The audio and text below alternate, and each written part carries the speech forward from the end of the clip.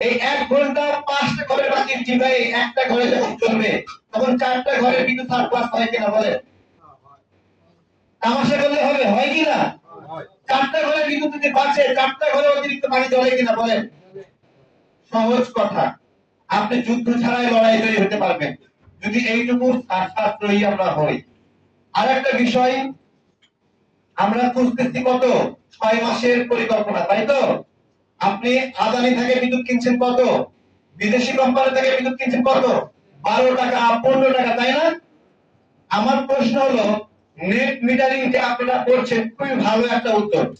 এই net metering এর ক্ষেত্রে একটা শব্দ বলে দেন না, আদানি থেকে যে দামে বিদ্যুৎ কিনবেন, জনগণ যদি কেউ সোলার প্রযুক্তির উদ্যোগ নেয় লোকালি, তাকেও সেই দামে আপনি বিদ্যুৎ কিনবেন তার কাছ থেকে।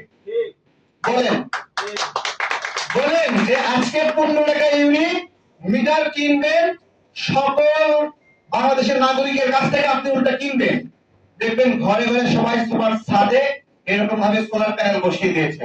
টিনের উপরে টিন থাকবে না, টিনের জায়গায় সোলার প্যানেল থাকবে। কি শর্তে? আপনি বিদেশিদের কাছ থেকে যে দামে বিদ্যুৎ কিনছেন সেই দামে তাদের কাছ থেকে কেনেন। আমরা সহজ ভাবে জানি